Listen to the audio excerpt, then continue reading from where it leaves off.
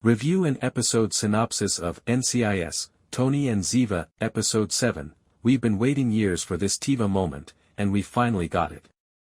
NCIS, Tony and Ziva returns to the main mystery after taking a break last week, focusing on Tony's, Michael Weatherly, and Ziva's, Cote de Pablo, attempts to clear their names following the heist at Interpol.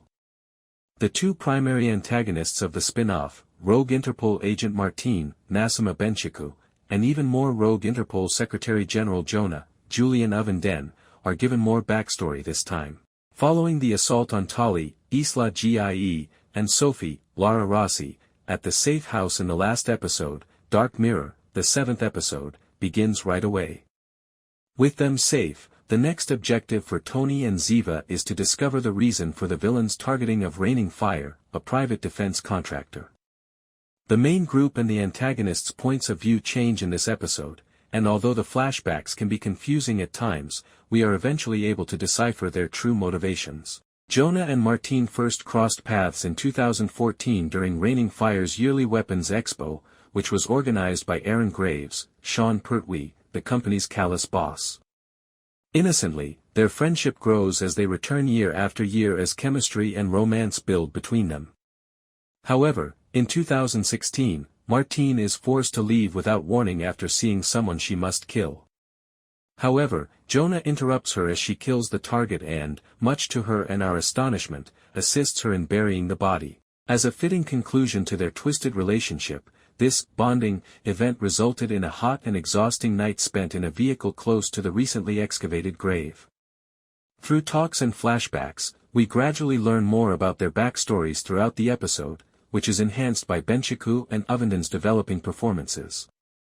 Martine's brutal father enlisted her as a covert agent when she was 16 years old.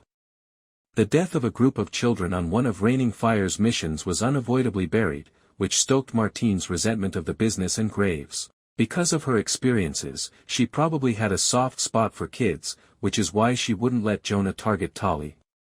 In contrast, Jonah's family was attempting to flee a war-torn nation when his brother, a programmer, broke into their seats on a charter aircraft. Jonah will never forget the moment they encountered Raining Fire mercenaries on their way to the airport, who used a grenade to assassinate his brother. No matter how traditional their backstories are, we will always feel some pity for them. The two spent each year following the 2016 altercation attempting to obtain additional proof against Raining Fire in order to start an investigation and bring them to justice. By 2023, though, Interpol was still refusing to accept their innumerable pieces of evidence. Why would the government seek to remove Raining Fire if they were the main contractor? That becomes their pivotal moment, when the activists become ruthless vengeful seekers prepared to go to almost any lengths to obtain it. Naturally, Jonah's brother's aptitude for coding also served as inspiration for the creation of 9.4 shortly after.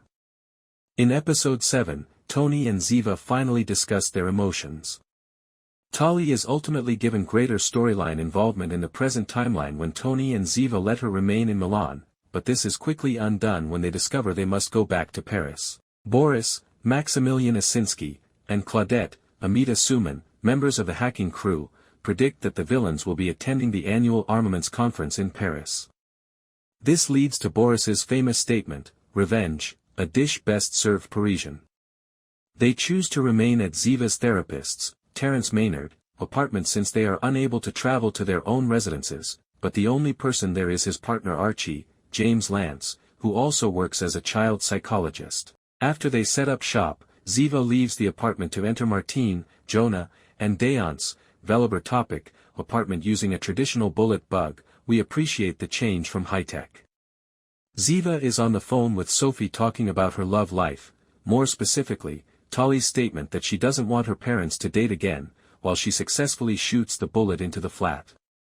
At the meantime, Tony is being really honest with Archie at the apartment about, wait for it, his feelings. As it turned out, Tony only required a child psychologist and his play techniques to connect with his emotions, and the spin-off was the ideal way to do this. Jonah, who has a warrant to search the residence, interferes with their separate therapy sessions. While Archie diverts Jonah's attention, Tony is able to conceal himself and cautions Ziva to avoid him. When Jonah eventually departs, Archie hesitantly implies that he is a dark empath, someone who prioritizes their needs over those of others and has a great talent for manipulating people by connecting with them. This suggests that Jonah might simply be taking advantage of Martine. Even if he thought he was in love with her, he would destroy her as soon as their objectives changed. Naturally, the next astounding Tiva milestone in the spin-off follows. Ziva and Tony discuss their emotions with real words. They want to be together again and rightly admit that they have changed over the past 5 years. Naturally, they spend a passionate evening together to further solidify this feeling.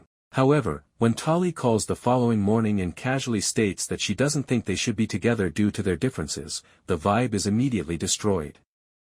As usual, there are many issues in Tiva's relationship.